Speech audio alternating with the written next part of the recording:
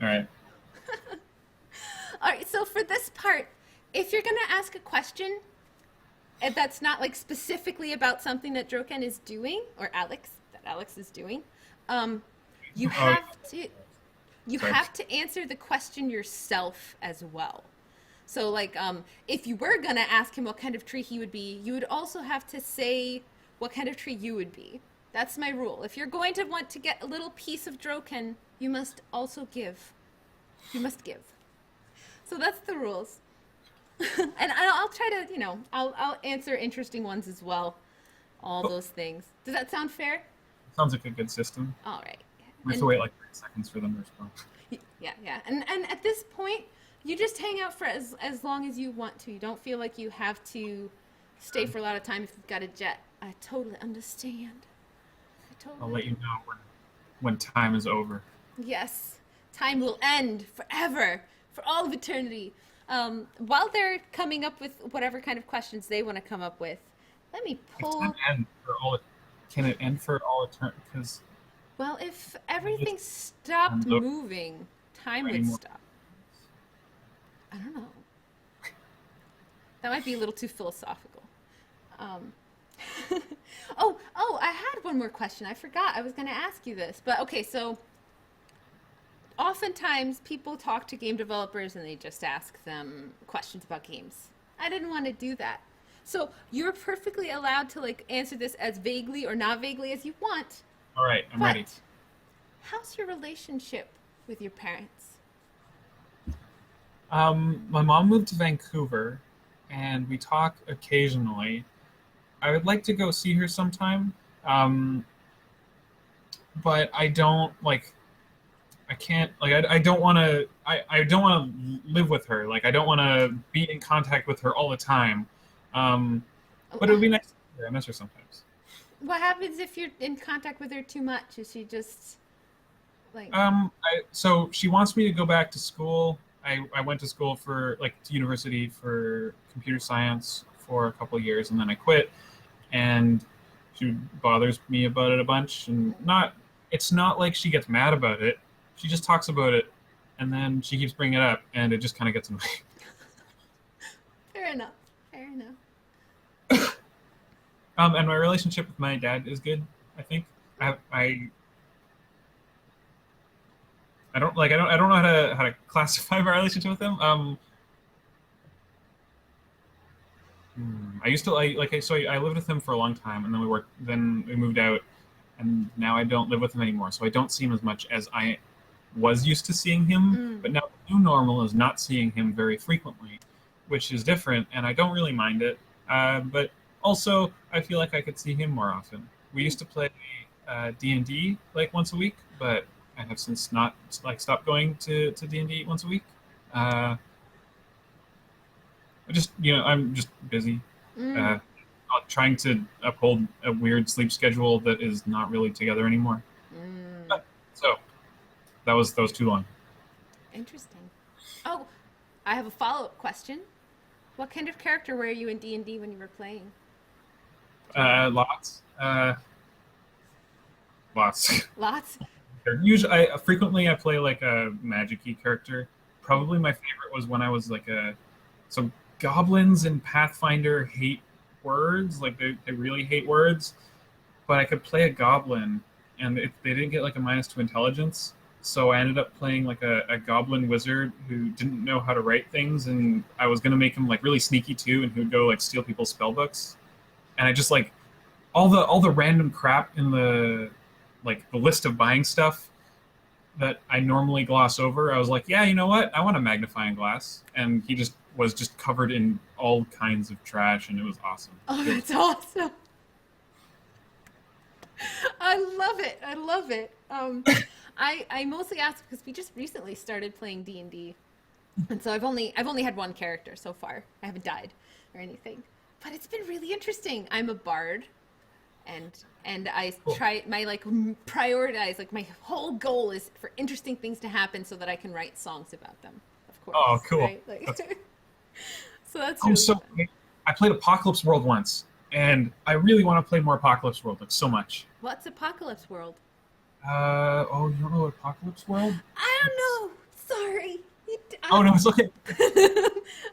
I know what a yes. It's good things. I don't even know how to describe it. It's like kind of like a weird, maybe Mad Max-ish, but not really setting. And I don't know. I don't really know how to describe what makes it So it's good. like D&D post-apocalyptic kind of. So the basic every time you want to do an action. So like in D&D, you roll a d20 and it like basically it tells you if you succeed or fail, right? But in Okay. Apocalypse World, rolling doesn't tell you if you like. It's not just succeed or fail. It's like if you roll, so you roll 2d6 and you add a number. If you Mhm. get 6 or less, then that is like kind of a failure, but it's called a miss, and that is basically like, hey, like GM, do one of these bad things. Oh. Any one of any, and they're kind of like vaguely defined. Like one of them is just like announce future badness, I think, or hint at future badness. And so if if you're trying to shoot someone and you roll a or let's say you're trying to shoot someone without notifying guards or whatever, and you roll a 6-, the GM could just say, "Oh, you miss. That sucks," but they have to make something happen. But they could also say, "Okay, you shoot them," but you can hear like people screaming and like sounding the alarm right behind them. Oh, jeez. Um, and so I don't know, like I liked it a lot, but I don't know how to. It sounds, yeah, like one of the things that oh man, I wonder, somebody, we have the internet at our hands. Somebody find the GIF that Oh, is the origin of some other GIF, but it's basically the girl rolls to see if she can seduce something, and then it shows a GIF of her pole dancing incredibly poorly. I want to show it to DROQEN. If you could find it, somebody, please. Oh, and we have questions. Are you ready? We'll go to the questions. Landspeaker, I think, has the first one. yeah. All right. We saw the mobile market be overrun by free-to-play games with tons of ads and microtransactions. Since today it's so easy to get into Greenlight, it's a concern among indie devs that in the near future we'll have mobilization on Steam with a ton of AAA games full of ads. There's not quite a question there aside from there being question marks. Well, I mean, like it's But like is it a legitimate concern, I guess, yeah, is the yeah. question. Um, Do you agree with that for Siege? I don't think ads could pay for AAA games. Like ads just don't pay enough. Yeah, I totally agree with you there, actually. When you stop and you look at the. Oh, sorry, go ahead. But, you go. I was just gonna say, when you stop and you look at how, like, the budget size of these indie games are, they are rivaling, like, movies. They're surpassing movies. And that's not, like, you can't. Movies don't fund themselves off of ads. That would never work. So therefore, video games won't work either. So then I guess like the next step is like, dude, are there could be microtransactions, but like Bart Bartu. How do you pronounce that? Oh, I was gonna say Bartwee. It's 2 words. Good. That works, yeah. They did. There used to be. I think there's kind of like a bit of a surge of not ads, but like mobilization, like pay to unlock these things. But those things have mostly been relegated to like. I mean, like there used to be big expansions to games, and then there stopped being big expansions, and they did DLC. But now, like nowadays, we're kind of back to big expansions, except for a few exceptions. Like there's some like DLC stuff in like the recent Sims or something. Yeah. Yeah. Yeah, it's really tricky to make money. And in a sense, the fact that there's only so many AAA companies gives them this advantage in they have the market for these large games. They don't need to do anything beyond what they already do, which is create something that you have to pay $50 to $70 for and also offer DLC, which takes place of a lot of the microtransactions. Yeah. I think. At least that's my thought on it. I guess there are definitely games that do microtransactions, like MOBAs, definitely. and like Team Fortress 2. I mean, that is probably the mobilization of AAA games that you're going to see, not ads. Yeah, yeah, and to be fair, there's good ways of doing that mobilization as well as bad ways, and the good ways are the only ones that are going to persist. Um, like in Dota, when I played that for 600 hours, all of the modifications, all of the things that you can pay for affect your gameplay zero, which is beautiful. And that's a great way to do it. And a lot of other places do that as well. Oh my gosh, we have all this text is happening. So you can go Bob Jones. Q, do you play card games? Oh, Which you is make a 'em? yeah. I mean, actually, what kind of card games? I used to play Magic the Gathering, but basically, after you stop paying attention to Magic the Gathering for like half a year, you've fallen off the boat, and you can no longer play Magic the Gathering without sinking a bunch of time into learning it again. I look at Magic cards sometimes because I can't resist just like thinking about it. It's just kind of has like a permanent spot in my brain. I really like twitter.com/robo-rosewater. Robo what? Robo-Rosewater. Ooh. As in Mark Rosewater, I think. Someone made a bot that reads a bunch of Magic cards, and then it used that information to make new Magic cards. Like brand new Magic cards. Yeah, it's great. Some of them don't make any sense, and other ones have like the wrong reminder text. But like it'll be like flying, and this creature deals 2 damage to hand players. It's great. It invents new words and rules. Awesome. Most of them are like unplayable trash, and they're just good for laughing at. That sounds great. That's what bots are good for, right? Yep. Unplayable trash. Oh, let's see. Hygog is asking. He's been a part of a co-working space in Toronto, and people like either abstract tabletop games or abstracted card games. What's your opinion on more simulationist tabletop stuff? So, I've actually been thinking about this quite a lot recently. I played a game. Actually, I think it started with The Last of Us. I played The Last of Us for a while on like medium difficulty, and the story was good. And then the zombies got hard, and I replayed the same section like 5 times, and I was like, I'm not enjoying this game anymore. I don't like it. And then I was like, what if I switched? I think I talked about it on Twitter, and someone was like, try it on easy. And I started playing on easy. Like whenever I used to play a game, I would always default. I was like, I'm just gonna play it on like a pretty hard difficulty setting because otherwise I'm not really gonna experience the game. I want challenge. Yeah. But then I played The Last of Us, and I switched to easy, 10% through the game, and I enjoyed it so much more. And it was just like, now I'm enjoying the story. There is none, like I died a couple times probably and had to replay a section, but for the most part, it was just like I likened it to like watching a TV series, not like a movie because it's in like a bunch of little chunks, but it's kind of like, here's this chunk is an episode of the series that is this one game. And I didn't think the combat was especially good or novel, so I wasn't really getting anything out of playing the same level over and over again. But playing it on easy, it added a visceralness to I felt like I was part of it. And Yeah, then I love it. oh, No. Robot has done the same thing, and it lets you experience the story and be part of it. yeah. So go ahead. I'm sorry, I interrupted. No, it's okay. And then there's a game called Dead of Winter. Uh-huh. It's a board game called Dead of Winter, and it's got kind of like a tradery thing going on. Everyone gets a secret goal, and then it's possible for one person to get a trader goal, which is like they want to reduce the morale of the camp to 0, and also do some other things. And there's just like a big deck of like 100 random events that come out kind of at random times, and I really like that game, and it's really fun, and it's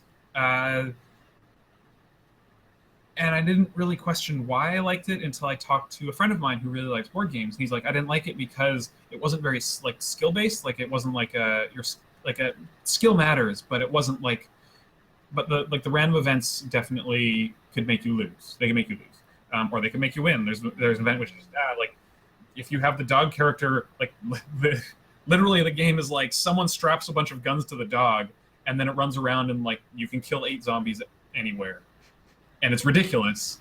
Most of them are more serious. Um, but I realized at that point that I didn't like the game because of expressing skill. I liked it because it generated like interesting stories and situations that you could interact with. And so I played it with Shelly a bunch. Shelly, we played Dead of Winter. We both agree it's way more fun when you lose than when everything is control and you win. Oh, interesting. Because when you lose, it's just like you're kind of actually struggling to the end, but also you're more at the whim of crazy things happening. But when you're on the right track and everything's going okay, and it's just no more zombies, they're not overrunning us, we have all the resources we need. It's just kind of like going through rote actions and upkeep. Huh. So right, I guess that was a really big tangent. Back to simulationist tabletop games. Actually, can you scroll up to? Oh, yeah. Oh, there's so many. Yeah, you're lagging behind here. You're gonna be here forever now. Sorry, everyone, that I'm. What's your opinion on more simulationist tabletop stuff? And he answers it too. He goes, I've always been more of a simulationism fan in tab stuff. But that's mostly because the only games I've really played and loved were Dogs in the Vineyard and BattleTech. So yeah, actually, I thought that they were talking about board games and card games, but they're all. I think that is BattleTech a role playing, like a tabletop, like pen and paper, right? Maybe I should look it up. I know about Dogs in the Vineyard, and I never played it, but I read the rules, and I wasn't sure if I would like it, but I've never played it. And I thought, I think that I would like to try it sometime. Simulations, tabletop stuff. So I guess my answer on it is very simulationist stuff that is extremely light on rules. I have not really played much of. Dogs in the Vineyard is, sorry. Dogs in the Vine. Is it Vineyard? I'm just pronouncing it the way you pronounced it. I was going to say Vine. Vineyard? Don't trust me. I was raised by a Norwegian, so all my English is maybe not right. That's okay. Everyone's was maybe not right at some point. I haven't played enough. I like Apocalypse World because it is light on mechanics and it's not the rules are there to make good story and play, but whereas in D&D the rules are there to make it a fair mechanical game, I think. And it's kind of like a weird mix, but I have trouble getting into the mindset of like role playing. So if I play D&D and I don't push myself to make a character and make interesting things about the character, I just won't. And so I like it when, and maybe that's probably a personal problem, but I like it when a game has rules that are there to create interesting role playing and stuff. And I think those rules are more important than the ones that make sure that you can't fight a level 5 boss at level 3 and win easily. I don't. That's not why. Why not rush thoughtlessly into a giant, tower with a dragon in it or something when you're tiny leveled? Why not? That should be your choice. I think the next question, we are getting backed up, but Tenkuni is asking what got you into game dev? Liking games? I don't know. It's such I guess a vague question. I mean, I'll answer this one quickly because we have to catch up. A combination of programming and level editors, like not my level editors, other people's level editors. I would edit levels in Worms. Oh, cool. Oh, wait, no, I wouldn't edit levels. I would just make 2 teams and play both sides and come up with little stories. It was really fun. Oh, that sounds awesome. That does sound like fun. Tenkuni, you owe us an answer too, because you make games. So what got you into game dev? Oh, no, yeah, there's their answer. For me, I played a lot of games as a kid as part of an escape from the current reality. and also just for fun. I learned I can make games myself. I started moving toward it because I really love the idea of creating an experience that other people can experience and take away. I think I used RPG Maker for a while. Mm, I definitely came into making games from like a programming direction. It wasn't like I was like, oh, I can, recreate these experiences. It was, well, it kind of was. It was just like I can do it too. right. Like suddenly you realize you have the power, Yeah. almost. It's like, oh, with these hands I can create universes. Oh, that was a good crazy face. I loved it. Like, that's that's a talent right there. My hair looks so neat. Stop it. Like it makes me look even crazier when my hair's like I don't know. I feel like a crazy person with crazy hair is less scary than a crazy person with extremely neat, well-groomed hair. I think I agree. And I think I completely understand. Like somehow it's like they're so crazy that they're disorganized. So they pose no threat. um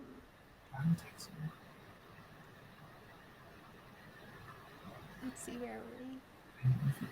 Oh, what did you have for dinner? Jevin had stew. I haven't eaten yet. Shelly actually woke up at 5, and I ate like one thing before she woke up. I'm hungry. She's hungry. She's hungry. You just ate like she's hungry. Food is good. It's important. I saw you eat a banana while we were getting ready. Yep, I was. Oh, that's true. I ate a That banana. that doesn't really count as dinner. You can't just have a banana for dinner. What did I eat? Maybe I didn't eat anything for like 6 hours. I'm turning into Damien. I need some pancake batter. Wait, what did they have for dinner? They had stew. It Oh, sounds awesome. I have a slow cooker. I made stew in it once, and it was really good. Definitely for dinner, I'm going to have leftover Chinese food. Oh, what kind of Chinese food? Rice, more rice. Oh yeah, wait, it's right here. It's on the counter. Shai's gonna microwave it. Sorry, everyone. Oh, It's food. It's okay. We'll just envision you in like a space shuttle. also these chips are really good. I like Miss Vicky's jalapeno chips. The pineapple one. The two kinds of rice we have. There's one which is like fried white rice with some like tomato stuff on top, and the other one is fried rice with chopsticks. With pineapple and meat of some sort. Pineapple and Chinese meat. Pineapple and Chinese. Oh god. Whatever it is. BBQ pork. Oh, yum. And we got some more product placement in there. You're working on getting those like the funding, huh? Just slip What it else? in. Product place. The Crayola washable sidewalk chalk. Oh. What is non-washable chalk? Like, it's Yeah, all what- chalk. Yeah, unless it's like an oil pastel, Yeah. and you mistake it for chalk, you should Yeah, be no, able it's not chalk. Like, chalk is just washable. That's its nature. Yeah, that's really weird that they call it washable. That's packaged for stupid people. That's what that is. Packaged for stupid people. Most packaging is for stupid people, though. That's true. I mean, they have to. Yeah, they do. How much did Miss Vicky's pay you for that plug? That's skipping. We have to answer that one later. No, actually, that's You get these chips for free. yeah. They sent me a free bag of chips for this product placement. For this free. What do you do to refresh yourself from working or to avoid workout? I don't know. Or burnout or something. Sometimes I'm like, oh, it's time to, like, if I need to relax, I'll just work. Oh, I got chopsticks. So when you need to relax, you sometimes work? Yeah, and maybe that's bad. Like, I don't know. Sometimes I'll just watch a show. I watched Jessica Jones, but that wasn't to relax, though, just because it was really good. All right. I hope I was audible over the microwave. It was, yeah, you were, but the microwave, that was beautiful. It was a beautiful noise. It was good. Oh, I should and go, like, maybe at 8. 8's like a good time, right?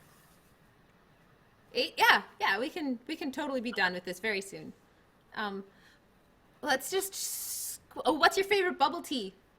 Oh, Damien, I love taro as well. Taro's my favorite. Because we always go to Chat Time together. Wait, Damien, you mean we go to Chat Time every time, and we can't get your favorite because you don't like it at Chat Time? I don't know what my favorite is. Sometimes my favorite is just like a good milk tea with bubbles. Mm. That might be my favorite. I always get it. It's really good. Oh, Damien, next time you should try taro smoothie. It's pretty good. A smoothie.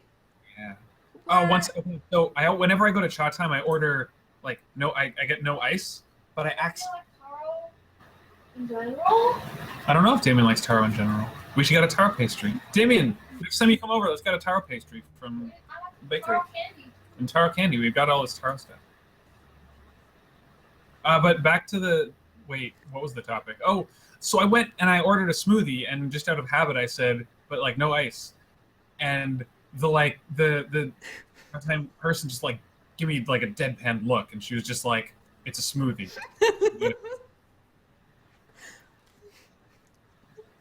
It is. And I was like, "Oh, okay, then ice then."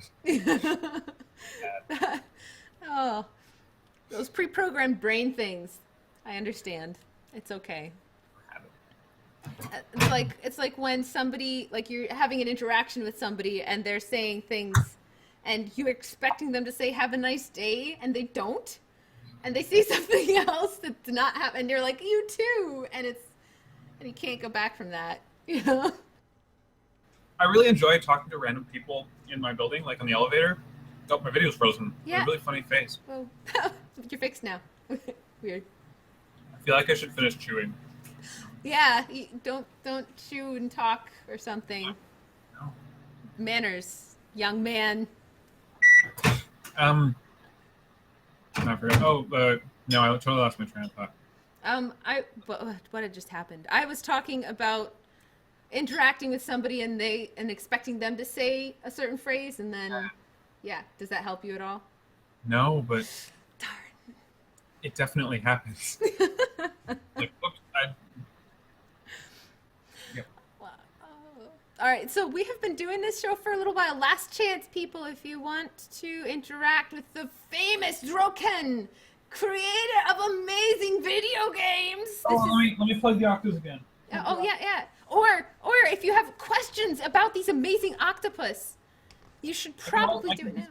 I could just show you other stuff that Shelly made. Shelly makes crazy. Oh yeah, show us. Yes, more show and tell. Yeah, we'll just so. Oh yeah. This is a clock made almost entirely out of paper and glue. It works. Oh wow.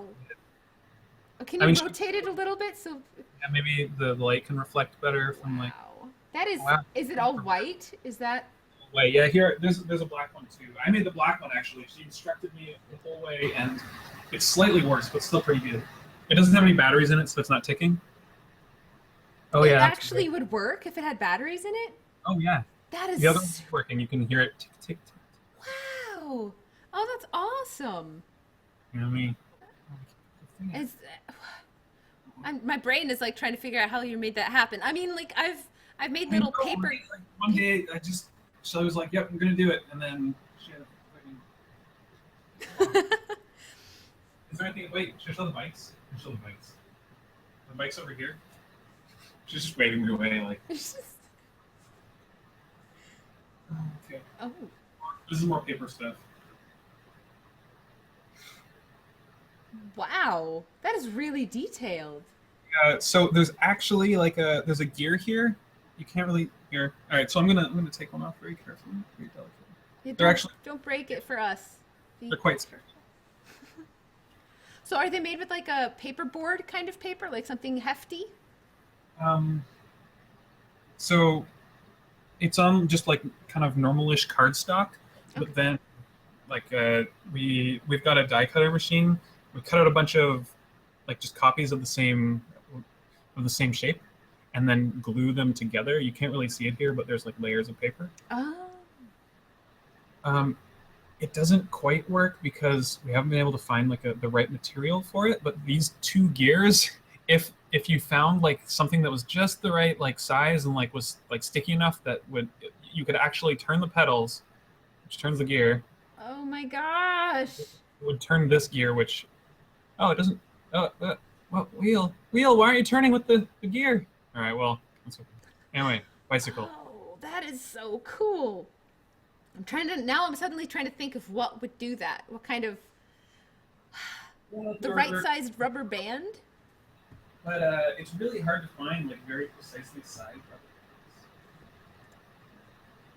Oh yeah, wowwowgifty.com is where you can get these cool, awesome gadgets from the female of DROQEN's home, whose name I have currently forgotten. Shelly? bands.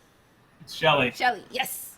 with an E. Don't forget it, or she'll bite your nose off. You want a nose? Uh-oh, I like having a nose. I actually went to a county fair once and saw a man who had no nose.